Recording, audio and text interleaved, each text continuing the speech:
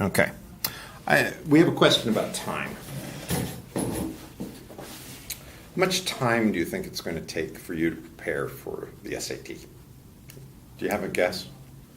Have you planned out how you're going to use your time? Let me tell you a little story. I took the SAT in, it was junior year. And it's this thing called the PSAT, the practice one. Yeah. And I got a 57 and a 55. Okay? Because the PSAT, they take away one of the numbers. So this would predict what kind of score. Right? For math, I would have gotten the 570. And for verbal, 550. So that's not very good at all, right? Not at all. Well, it's just above average, because the average is 500. So this is what I was in your sort of status. I decided I really needed to study, because I didn't use a textbook or anything. So I bought the book, and I went to a lake, because it was summertime. My granddad was there, and he said, okay, there's no TV. I was there for like 3 weeks. There's no TV. And I did the entire book. I just sat down. I did all the math problems. And then they had these lists of words. And I studied the word, I studied the word, and studied the word. And so I took the test, and those were my numbers afterwards. And so I'm teaching you the method that worked for me. What it meant was I did every problem except for the last two of each one. That's the one thing I'm going to recommend for you guys, because they've altered it a little bit and they made the last two very tricky. So if you try the last two, you're probably going to drop them. It's rare to get the last two. And this was basically vocabulary. I just did vocabulary. I learned a word. Ugh, this is the funniest thing. I looked at it and said, they made a mistake. Anent. Huh? Anent. It just means about. That's right. Anent. It's about something. So I just memorized.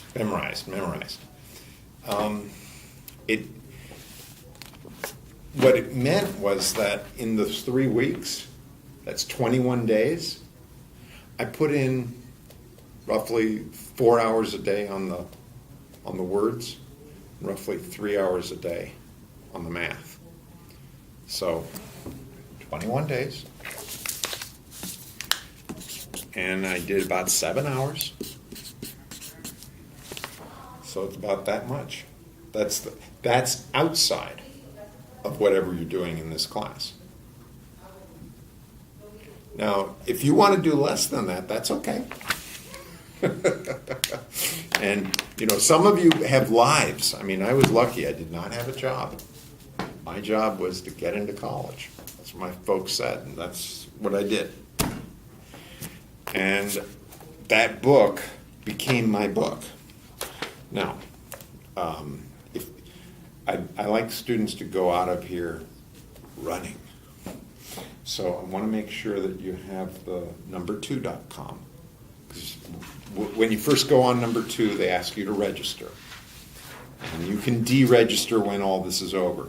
But please go ahead and register. I think sometimes they ask, do you want to have your coach, your SAT coach, on your list? And that's okay. I'm happy to be your SAT coach.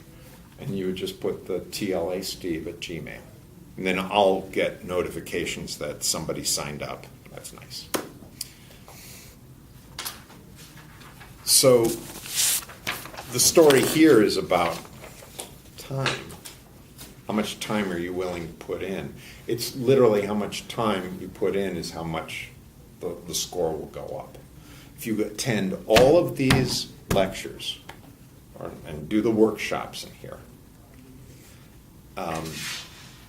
you might move 10 points or 20 points. That's it.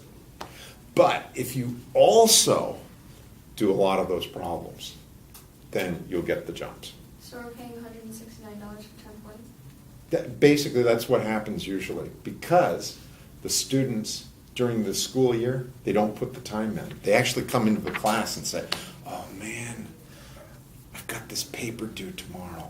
Can I work on it? I say, sure, go. No. What am I going to do? If they try to listen to my lecture, are they going to be thinking about it? No, they're going to be thinking about their... So I knew that the only time that they were working was when, on the course, was when they were in the classroom. And for an entire week, they left that SAT book closed. It was very sad. At least twice a week. I'm going to say that you could call me once a day. That's fine. And you'd say, hi, Steve, I've got 3 words for you. First word is vicarious. The bishop had a vicarious experience. And my second word is avarice. The bishop was filled with avarice. Right? Whatever. And just try to use them, and then I'll ask you, well, what is avarice? Well, he was like really greedy. He really wanted something. He wanted it. And vicarious, well, and then give a little explanation. That kind of work is more valuable than anything you can do in the classroom. It's really hard for students to say, hey, look, I paid XYZ to come here, and I'm going to be in here for the next 11 hours and 16 minutes, and you're going to tell me it's only going to go up 10 points? Well, it's a rare student. I mean, I've tracked my students, and the ones that tell me that they haven't cracked the book and they don't come in with a question. Remember, I say, bring questions. If you've got a book, you'll bring the book in and say, page 69, question number 3. And we'll do it sometime in that class. Or you'll text it to me.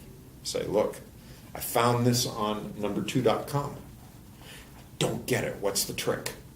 I could do it in 3 minutes, but I need to be able to do it in 1 minute. And that's basically the reason you take this class. Because I'll show you the tricks where you're slowing down. My experience has been that the students that don't crack open the book, they come here, and they go through the entire course. It doesn't set if you're not also doing some extra work. You might get the tips, but it's the physical figuring it out. And I love it if it is your book, if you do print out pages from number2.com, you actually use a pencil or pen and mark it, because that's what you'll be doing on the test. Okay.